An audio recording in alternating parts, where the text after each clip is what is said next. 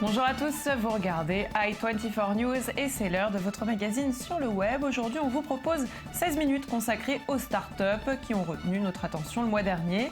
De l'Angleterre aux États-Unis en passant même par l'Italie, eh bien Sarah Koskiewicz sera avec nous tout au long de cette émission pour nous faire le tour du monde des startups les plus en vue. Et on commence avec AppKettle, une start-up qui nous vient tout droit d'Angleterre. Elle nous propose un projet qui va plaire aux buveurs de thé et autres boissons chaudes. La Smart Bouilloire est reliée à votre smartphone via une application. Comment ça fonctionne? Eh bien, c'est ce que je vous propose de découvrir. Introducing the AppKettle. The AppKettle is the first smart kettle that allows you in real time to see volume, temperature and time remaining, all from the app. Users can set temperatures with a simple slide and tap of their finger, and notifications will link to that temperature.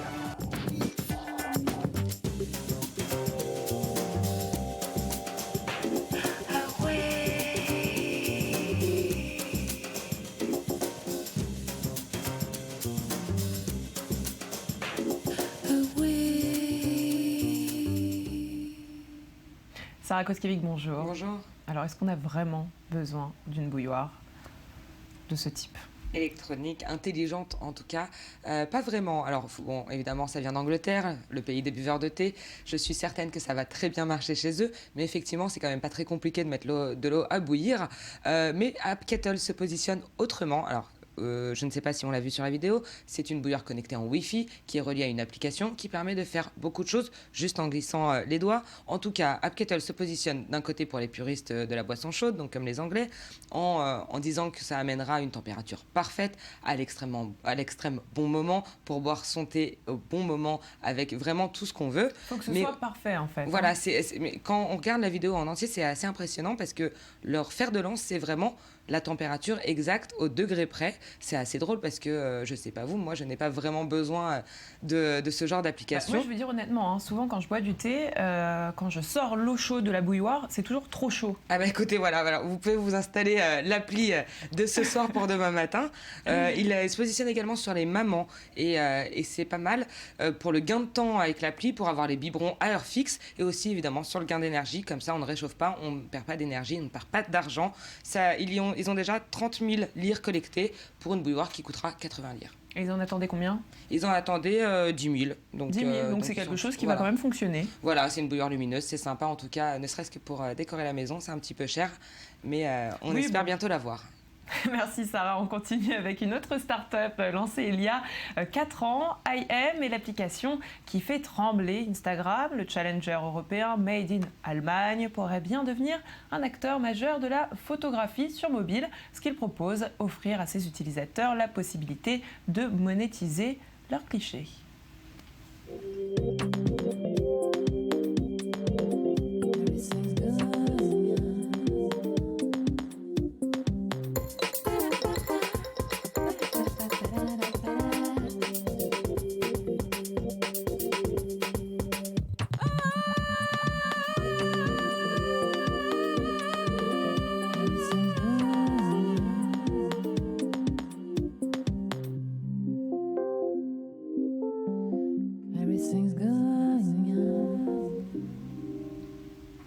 Alors, on le disait, IM faisait trembler Instagram. Est-ce qu'on pense qu'aujourd'hui, IM sera capable de détrôner Instagram? Alors, il faut bien comprendre. Alors déjà, parlons chiffres. Sur IM, il y a 13 millions d'utilisateurs. Sur Instagram, il y en a 300 000. Donc, c'est quand même une large différence. Et puis, surtout, IM ne veut pas du tout se positionner au même endroit qu'Instagram. Instagram, qu'il qualifie de machine à selfie. IM, c'est vraiment pour les photographes ou les amateurs de photos, puisqu'on peut prendre chaque photo postée sur IM et voir la photo originale, entre la photo originale et la photo postée, quel genre de filtre ou de bord, ou voilà, ou toutes les différences, les modifications d'image, tout ce qui a été fait par la personne qui l'a posté. Donc c'est d'un côté un réseau social exactement comme Instagram. Donc mais on a les deux photos, on a la photo originale. On a la photo définitive, mais on peut remonter comme une espèce d'historique. C'est vraiment Pour les artistes. Et comme vous l'avez dit, on peut maintenant également monétiser depuis la dernière mise à jour de AM qui s'appelle OpenEdit. On peut donc maintenant monétiser ces photos, un petit peu comme sur Getty Images. On peut dépenser $12 ou $70 pour pouvoir utiliser les photos qui sont sur les réseaux sociaux et puis illustrer un article sur Internet, par exemple. Ça marche très bien en Allemagne et ça marche très bien dans le monde également. Oui, absolument, c'est complètement un business et en tout cas, c'est pas du tout la place pour les selfies, c'est pas ce qu'ils veulent. Et vous l'avez, Ayam ? Pas encore, mais j'hésiterai pas à le mettre sur mon téléphone. Allez, Sarah, maintenant, direction l'Italie qui nous propose WideRun, un support compatible avec votre vélo pour partir pédaler dans n'importe quel coin du monde. Alors, pour concrétiser le projet, cette start-up a lancé une campagne Kickstarter pour essayer de récolter $30 000, compatible avec Oculus Rift ou tout autre casque de réalité virtuelle. Il se connectera via une application smartphone, bien évidemment. Regardez.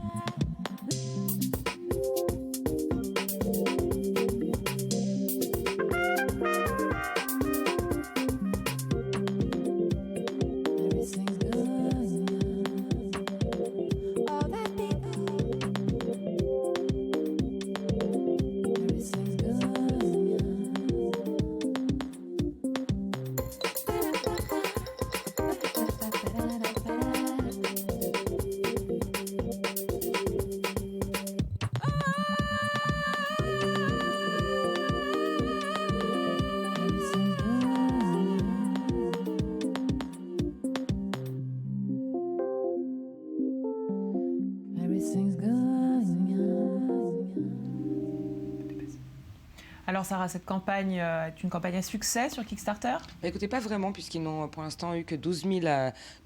Mais j'aime bien l'idée en fait que la réalité virtuelle maintenant fait partie de notre quotidien. Et puis ça donne envie de voyager, puisqu'on connecte une application, le casque, plus une machine sur notre vélo d'intérieur, et on se retrouve à rouler sur la muraille de Chine ou dans les Alpes ou n'importe où dans le monde. J'aime bien cette idée en fait. Je ne sais pas vraiment si ça a marché, parce que j'imagine que tout cet équipement coûtera énormément d'argent, mais ça donne envie, en tout cas ça fait voyager.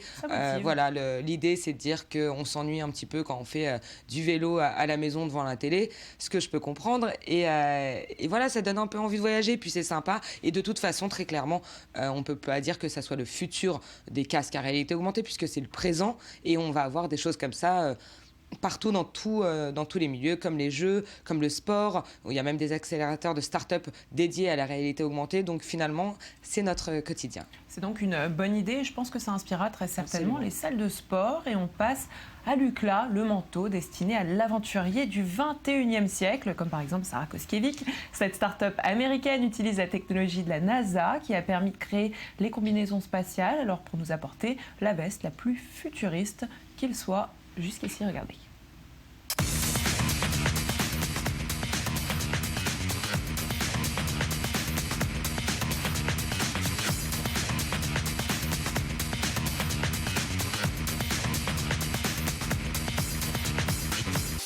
So the secret sauce to the Lukla Endeavour series jacket is something called aerogel. Now aerogel was invented by NASA in the 1930s and looks a little something like this. Aerogel is the lowest thermal conductive solid in existence, or in other words, the best insulation on the planet. Liquid nitrogen is negative 321 degrees Fahrenheit, or 2.5 times colder than the coldest temperature ever recorded on Earth. Don't believe us about the Endeavour's performance? Aerogel actually works so well that NASA used it to insulate their spacesuits. So when you wear an Endeavour jacket, you are literally wearing technology from space. Sarah, est-ce que vous pouvez nous expliquer ce que la NASA a apporté à ce manteau ? C'est un produit, c'est une substance ? Absolument. Alors, on n'a pas vu l'entière vidéo, mais c'est plutôt bien expliqué après. Donc, je vous reparle des deux créateurs de ce manteau parce que l'histoire est assez marrante. Ce sont deux grands aventuriers. Ils aiment escalader les montagnes et les monts ou aller faire du ski dans les Alpes chez nous en France. Et ils ont tout le temps froid, donc ils se demandent comment avoir un manteau plus chaud. Et là, il s'inspire de la NASA qui utilise l'aérogel. L'aérogel, c'est un matériau qui est du gel, qui est l'isolateur thermique le plus puissant du monde. Et donc le liquide de l'aérogel... Qui permet de garder la chaleur du corps. Absolument. Donc le composant de l'aérogel, ce n'est pas du liquide, mais c'est du gaz. Et ils injectent cet aérogel, en tout cas ils garnissent un manteau qui d'ailleurs est très stylé, qui a beaucoup de style, qui est très fin, qui a beaucoup de couleurs disponibles, en noir, en blanc, en rouge, en vert, grâce à Kickstarter évidemment. Et ceci fait un manteau qui est le manteau le plus chaud du monde en fait.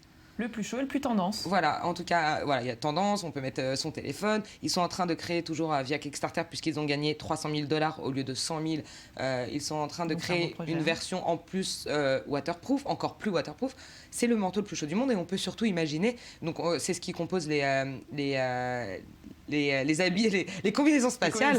Voilà, donc c'est un truc, c'est quelque chose utilisé par NASA. On peut imaginer qu'après, on pourra avoir tous les vêtements comme ça. Et ça va changer énormément de choses, en tout cas pour les gens qui aiment gravir l'Himalaya. C'est les skieurs qui vont être contents.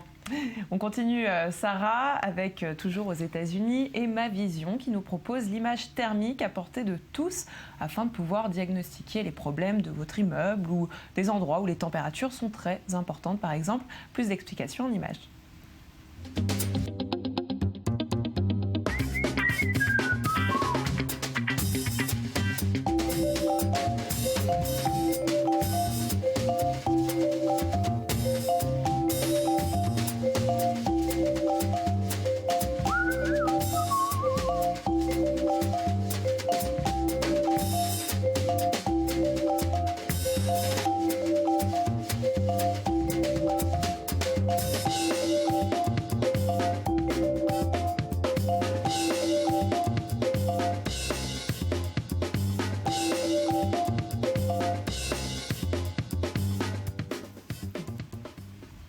Alors Sarah, qu'est-ce qu'on sait de l'image thermique aujourd'hui ? Alors, on sait beaucoup de choses. Une caméra thermique, c'est donc une caméra qui enregistre les différents rayonnements infrarouges, donc via la donc chaleur. C'est une caméra qui permet de voir déjà dans le noir. Voilà, les corps et les matériaux émettent des ondes de chaleur. Oui. Ces ondes de chaleur sont captées, donc le froid ou le chaud, sont captées par le caméra. système, sachant que les choses les plus chaudes dégagent le plus de lumière et les choses les plus froides, le moins de lumière. Alors, ce qui est très drôle dans Emma Vision, c'est qu'on a cette campagne Kickstarter extraordinaire où ils sont presque à $100,000 sur 40 000 demandés, où on a une vidéo très impressionnante parce que très technique et on ne sait pas vraiment à quoi ça va servir à la fin de la vidéo. Oui, parce que pour l'instant c'est des systèmes qui sont utilisés par l'armée, c'est des systèmes qui sont utilisés dans les gros immeubles. Ce qu'on a l'habitude de voir avec les images thermiques, c'est que ça nous montre la température. Là, Emma Vision nous promet en tout cas de nous montrer les variations de température par rapport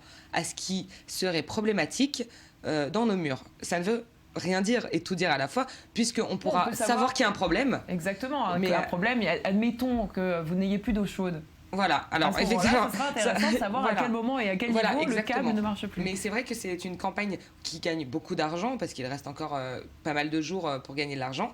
Mais c'est très très technique et c'est quand même très... au quotidien finalement. Voilà, au quotidien, je suis pas sûre. En tout cas, ça servira aux entreprises, c'est certain.